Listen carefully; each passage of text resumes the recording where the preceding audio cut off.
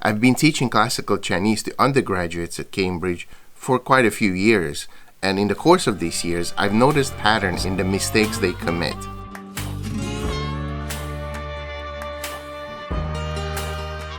Especially in supervisions where I read text with only 2 students. So I sit here and they sit opposite of me and we go slowly through a text. They read every sentence aloud and then translate it and we discuss it. Or if there is something to know about the background of the text, I comment on that.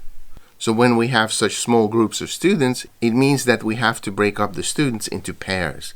And so we have, say, 6 or 7 pairs, and I end up reading the same text with them 6 or 7 times in a row. So when you do something like this, you pay very close attention to the text, and you notice things you otherwise don't notice. But the other thing you do is you start noticing patterns in the mistakes the students commit. And I think these patterns are very interesting because they tell us something about how our brain processes information, how it learns or tries to learn Chinese characters. So there are some common mistakes or types of mistakes I've noticed. Here's a list I've made early on. So when reading out the characters aloud, I noticed that, for example, the character qiu, which means autumn or fall, is being read as chun. So instead of reading it as fall, they read it as spring. So this largely pertains second-year students. They've already studied a little bit of classical Chinese, but it's when they come into their second year that they start reading slightly larger chunks of text. And I think in second year, they may not be so familiar with the word chunqiu, which means annals or years. So I think what's happening here is not that they're thinking about this binomial, but they're thinking about the opposite of the pair. So these 2 words, chun and qiu, spring and autumn, might come up in structures that are parallel to each other. So these are concepts that are closely linked, and I think that's what's happening here. In their mind, they have these 2 concepts side by side, and when they see one, they might read it the correct way, or sometimes they might read it the wrong way, as the other side of the pair. And then if we go down the list, we can see the character hu, which means door in classical Chinese. And here they read it as men, which means door in modern Chinese. Again, there's a binomial here, but they would not be familiar with that. So what they're doing here is that they're reading a word that's written in classical Chinese in modern Chinese. So in effect, they're translating it into modern Chinese. And this is because the modern Chinese would be much better and also involve a lot of speaking and listening. So perhaps they're thinking in a way that's separate from the writing. And when they read classical Chinese, they always have to match what they have as speech in their head with what they see on the paper. And a very similar thing is happening with the next word, which is yu, to wish, to want, and they read it as yao. Yao is essentially the modern Chinese word meaning to wish, to want. So again, they're translating it into modern Chinese. The exact same thing is happening with the next word, which is mu, wood or tree, and in modern Chinese it is shu. So again, they translate it into modern Chinese and read it as the modern Chinese word. So essentially, they're grappling with 3 different languages here: classical Chinese, modern Chinese, and English. And it's quite obvious that they want to translate from classical Chinese into English, but their modern Chinese knowledge, which is much better than their classical Chinese knowledge, gets in the way. But maybe that's not the right way to think about it, because what's actually happening is not that modern Chinese gets in the way, but that modern Chinese gets used in their reading of classical Chinese. And in 80% of the time, this help from modern Chinese works really well, and so we don't even notice it.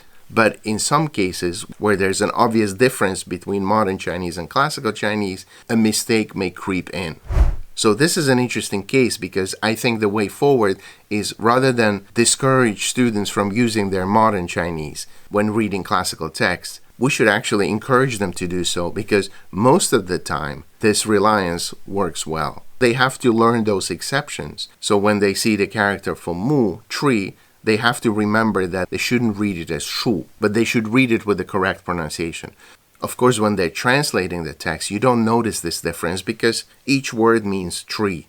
Okay, the next word we have here is ming, which means to cry when speaking about a bird. And the student reads it as niao.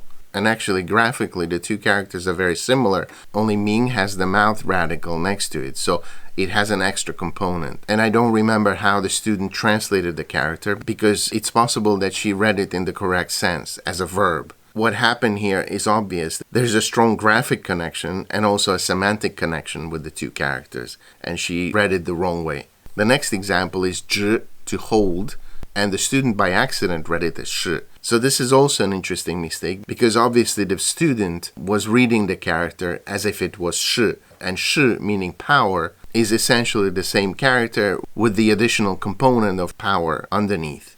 So the actual reason for the confusion here was obviously that she read it as a character more familiar to her. And this is a character that's used in modern Chinese as well, whereas 直 on its own, in a sense, to hold, is less common.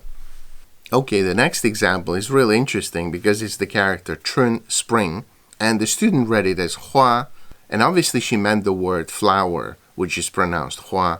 So she read spring as flower. Again, rather than thinking about the binomial 春花, spring flower, I think what happened really is that these are two concepts that are closely linked, and so she was substituting one thing for the other. And that shows that at this level, when reading classical Chinese, or perhaps even modern Chinese, and there are of course other mistakes, but these are the main ones. And I think in most cases what happens is that the student has this more advanced proficiency of modern Chinese, especially the spoken language, and then when they see the characters on the page, they try to map their characters onto the grid of the knowledge they already possess. And I remember this process myself quite well when I was learning Chinese characters. And quite often I would look at the character, figure out what it meant from the context, and then I would go like, oh, okay, I knew the word already quite well, but somehow I never got around to learning the character for it. So I think this is one of the main mechanisms behind these mistakes. But as I mentioned earlier, I think it's important to recognize that this process on the whole is actually helping them. So maybe 80% or even 90% of the time, it's very beneficial. And only at a fraction of cases, it happens that the student makes a mistake because of this process. So I wouldn't push them not to rely on this process and on their knowledge of modern Chinese, but rather to be more aware of the differences between these two languages or between these two registers. So the system basically works in their favor and they have to learn the exceptions.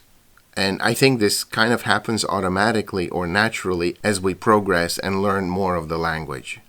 Okay, so I would be really interested in hearing about your experience teaching classical Chinese, especially with regards to the mistakes or learning the language. What are the mistakes that you commit over and over, and how do you get over them?